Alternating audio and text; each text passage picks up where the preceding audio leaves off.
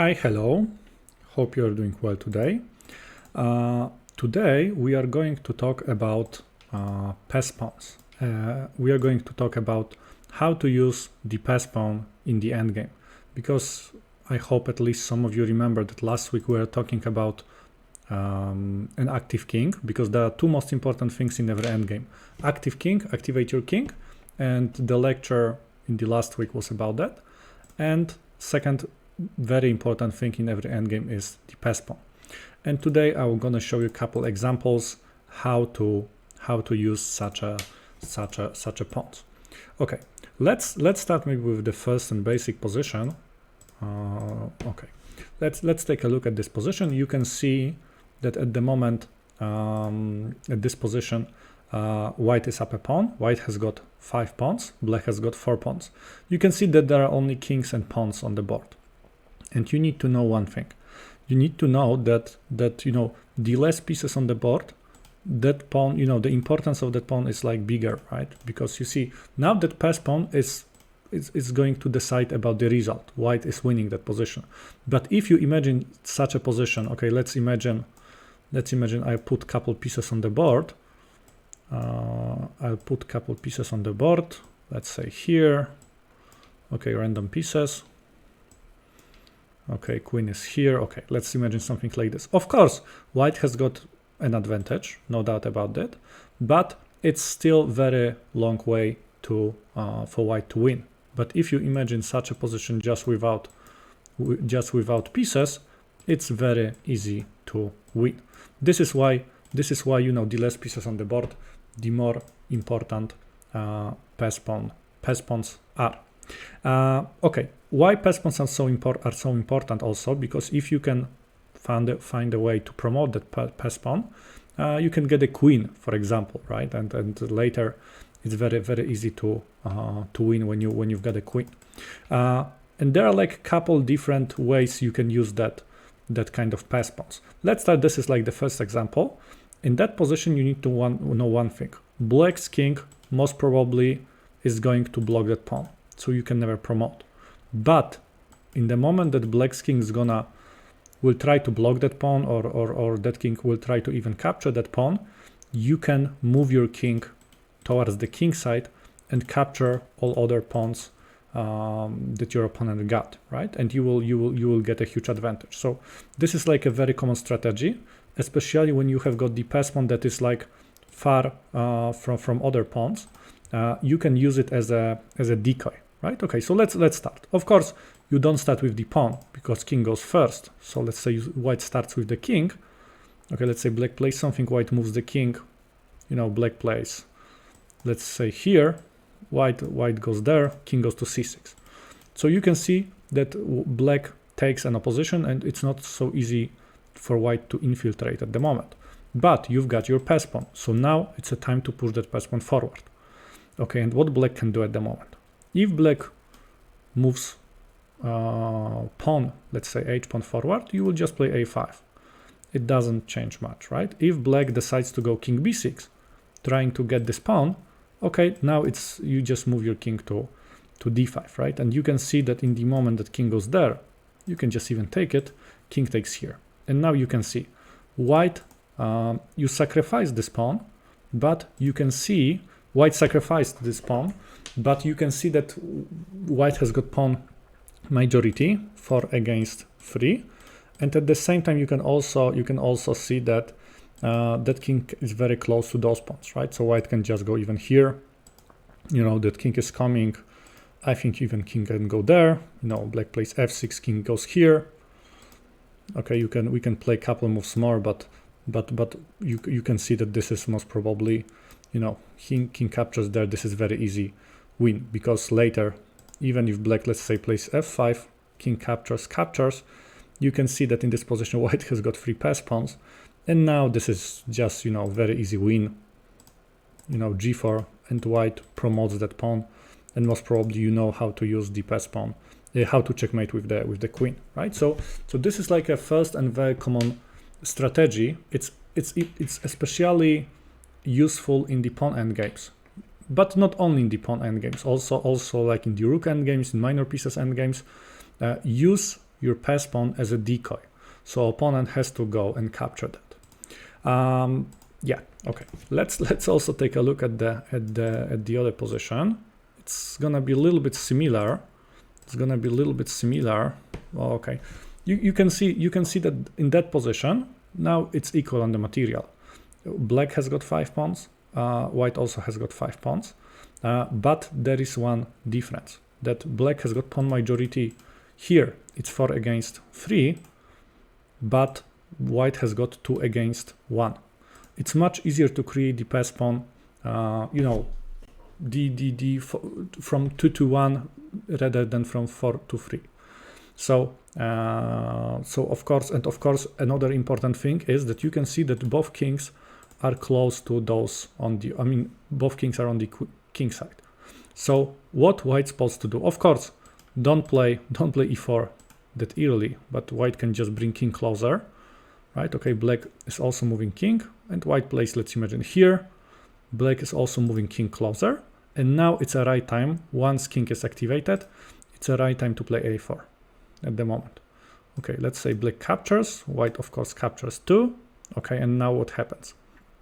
If black decides, there is something better that black can try to do, but if black decides to move the king there, white is using exactly the same maneuver. White is just moving king, you know, king goes to, let's say here, white is just bringing pawns, king goes to this place, king d6.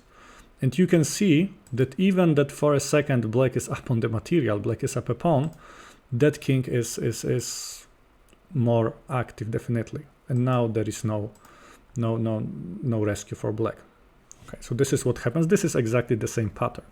But most probably what black can do, if black wants to be tricky, black can try to create some kind of a fortress on the king side. And now white has to play in a more trickier way, right? It's not so easy because now black wants to move the king there, and you know, it's not so easy for white's king to infiltrate. So in this case, okay, white has to play slightly more trickier way. White has to block pawns on the king side first. So let's say white goes there. Let's say white goes f4.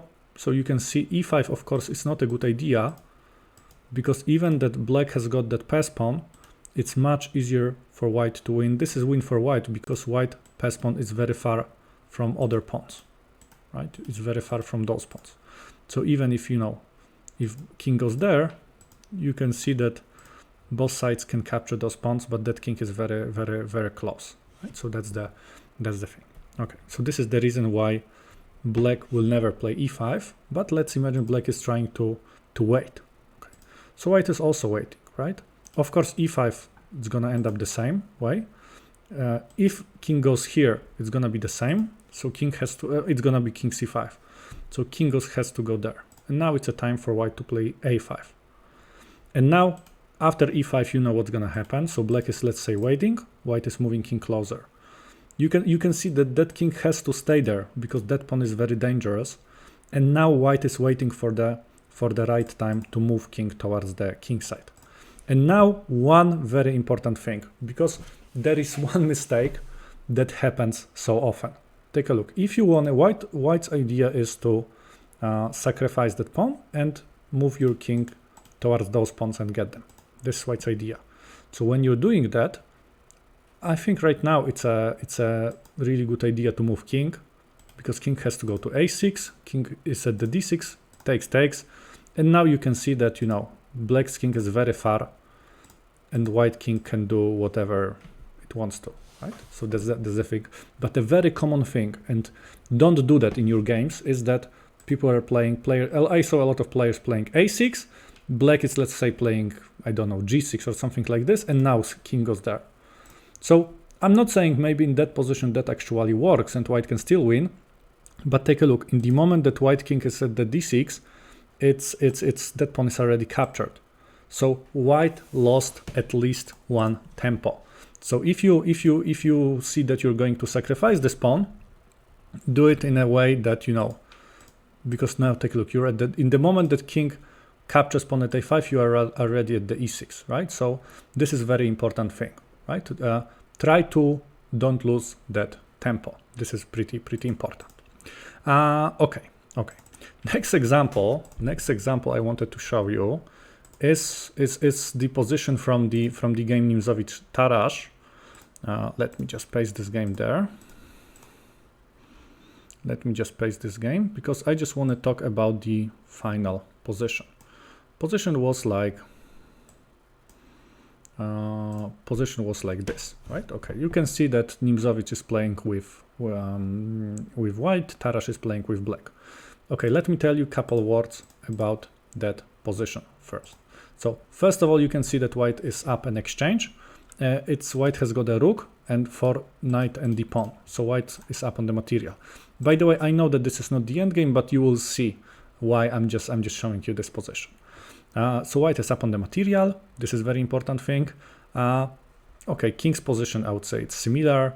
Pieces activity probably similar, but white has got this very strong pressure over here. So what's the easiest way for white to win? The easiest plan is to exchange pieces, because according to the principle, when you're up, exchange your pieces, and create the pass pawn and push it into the promotion, right? And this is like very often the easiest plan. This is the reason why white captured here. And now take a look at this position. Of course, if black captures, black did not capture, but take a look, rook captures, and it's not possible to stop that pawn from moving forward. It's gonna be extremely hard, right? I'm not even talking about that white is up on the material, but it's gonna be very, very hard. This is the reason why Tarash wanted actually to do something else. Tarash moved there, right? But of course, queen goes here to this place, and Nimzowicz really wants to exchange pieces. And now there is no good move for black, because black cannot avoid exchanging pieces at the moment, because if queen will go here, there is queen g8 and here. So now there is no other way. Black has to capture. Rook captures. Why rook captures? Rook captures because rook cuts off black's king. So black's king cannot come closer, because you can see that square is taken. So black's king cannot come closer and attack white pass pawn, because you can see that there is a pass pawn here. Tarash captured there, and after h4 Tarash resigned, right? Because you can see that rook cuts off that king, that pawn, nothing can stop that pawn from moving into the promotion. Take a look. I know black can try, but take a look. Doesn't make sense to, I mean, if pawn goes there, I think there is even simple check here. King has to go to d7 and now h5. No way that black can stop that pass pawn. You see black can move what? d4, h6. You know, d3, that bishop is here. King goes somewhere, you know, even h7, and nothing can stop that pawn from promoting, right? So that move does not work. What else black can do? Okay, maybe black can play something like this, but then this is the same, h5. In case of e5, h6. You see that move does not work because bishop is here. And even if black is trying to block it, it's too late, h7. And so this is like a very common idea. And very often, especially when you're very low on time, it's a really good idea to use that thing, right? The easiest plan to win is to you know, exchange, especially when you're up on the material, exchange couple pieces, go into the endgame, create the pass pawn, and promote it, right? And just promote it. You can see that Tarash even didn't, after h4, Tarash even didn't want to check. Does Nimzowicz know what to do? But you can see that this is easy win, of course. Okay, black can also try to use the knight, but you know, it's a very, okay, and it looks that knight is almost there, but you can see that now it's h7, or maybe even rook g8 is a nice move. And if knight takes, you play h7, and black cannot stop you from promoting. Of course, if white has got a queen, it's very, very easy to win, right? So that's the thing, right? So remember, this is like a next idea that you should know. Okay, let's also take a look at the other game. Now this is gonna be a Karpov's game.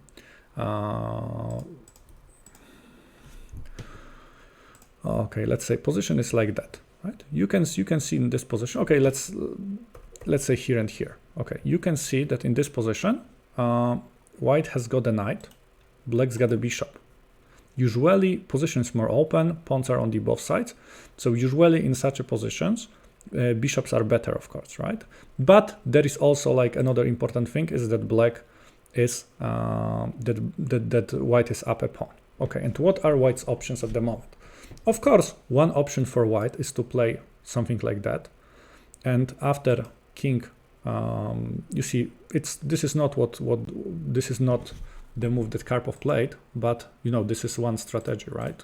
Play there, get this pawn. White has got two pass pawns, but now actually that might be hard to win because that pass pawn is also very dangerous, and white has to bring knight closer. You know, h5.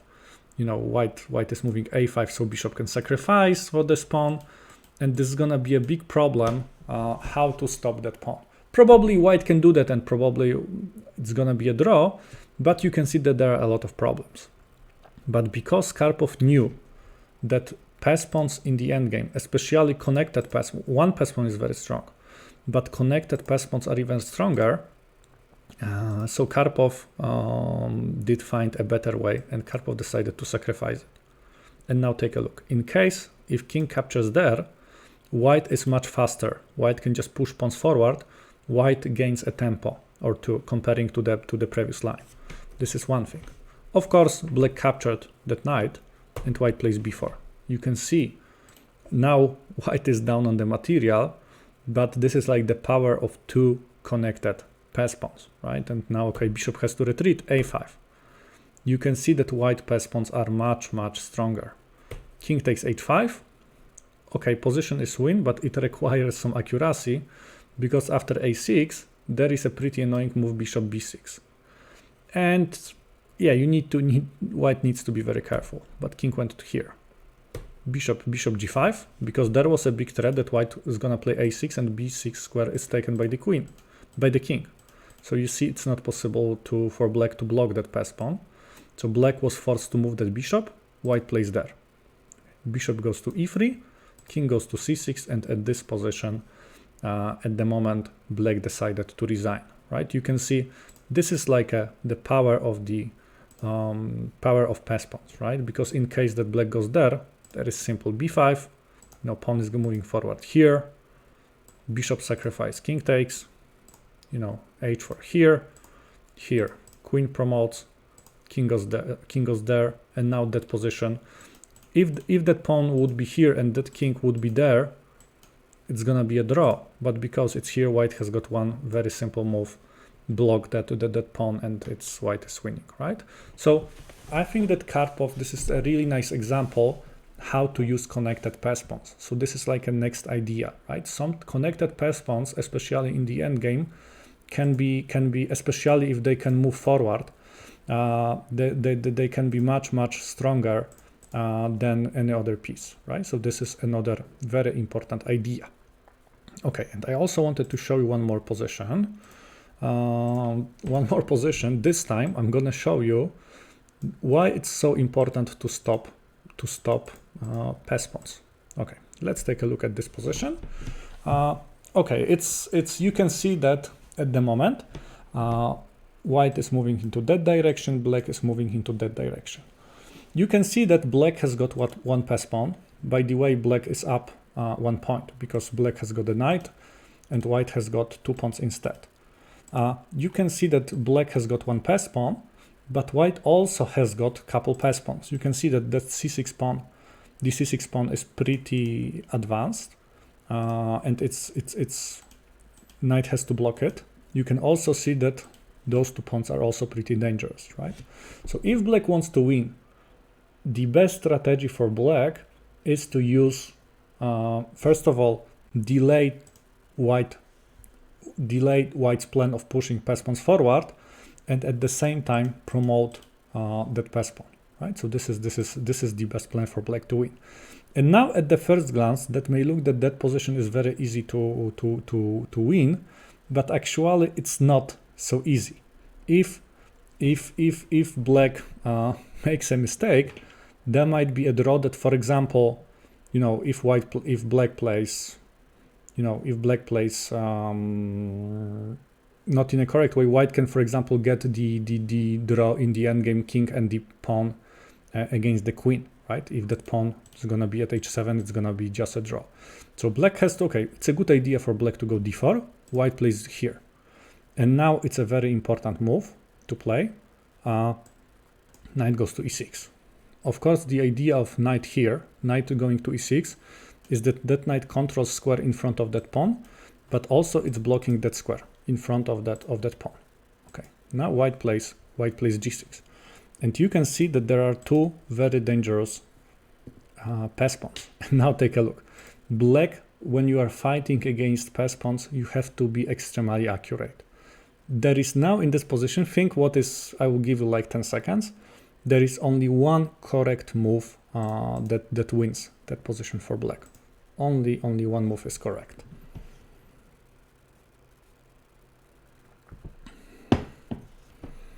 Okay, the only move that, okay, now I can tell you the solution. The only move that that is winning is, yes, it's king d6. Why? What's wrong with the d3 move? Because at the first glance it looks pretty correct. But after this move there is c7, right? And now take a look. If pawn moves forward, promotes, black is never going to win this position. With two queens it's more complicated, and yeah, I don't see any hope that black can win this position, because white has got a big chance to give a perpetual check. And you can see that after d3, if after this move black decides to capture, there is another pawn moving forward. So when you are fighting against pass pawns, you have to be extremely accurate. Okay, so of course a good idea before you play d3, you see that you know that concept called square. So pawn, the square of this pawn is here. So white king has got no idea to enter inside. It has got no hope to enter inside. So that pawn's gonna be promoted. You just need to stop those pawns, right? So king goes to d6, and now knight is stopping that pass pawn. King is stopping here, and in case white is playing g7, you can take it. King takes d3. Okay, let's imagine white plays c7. For white, it's a good idea to sacrifice that pawn. King takes h4. You can see that black promotes, pawn goes there. And funny thing is that we have got a similar position just like in the previous game, but that position is win. If that pawn would be there, it's a draw. But right now, there is this thing called stairs that you can check white's king. You can check white's king and come closer, and even you can go there. And it's a Zugzwang, right? Because king has to move, and black can get this pawn. Okay, and the black is winning. I saw a good question. Would it be a good idea to move king to d6? Moving king to d6, it has got a chance to win, but this is not a correct way. Because take a look, the square of this pawn is here right now. So now, actually, white is not forced to push those pass pawns forward. White can just bring king back and try to stop that pass pawn. And even if black, captures, king goes there, king goes here, here. In this position, of course, I bet that if black plays in a very accurate way, black can win this position. But it's not gonna be that easy, because white has got two pass pawns. So those two pass pawns, there is a danger that if king will go and capture those pawns, one pawn is going to escape, and knight has to take care of it, and then white's king can get pawn at the d5. So this is the reason why king d6 in the first move is not the correct way of playing. It's a good idea to start with d4, and now you can see that now that king is blocked, cannot get this pawn, and now just stop those pawns, and this is of course easy win, right? So I hope that today you learned a couple of nice ideas about how to use pass pawns, especially in the endgames, right? Remember, very often a good idea, especially when you've got the advantage, exchange pieces, go into the endgame, create pass pawn and promote it, right? This is this is, I would say, the most important thought from today. And you need to know that the value of the pawn is bigger. I mean, the less pieces on the board, the value of the pass pawn is bigger. Anyway, thank you very much for watching. I just want to tell you that you can visit my website if you are interested in my content. You can visit guide.webobula.com and get a free ebook, How to Create a Plan in the Middle Game. Thank you very much for watching. The next lecture probably is gonna be next week. Thank you very much for watching and hope to see you next time. Bye.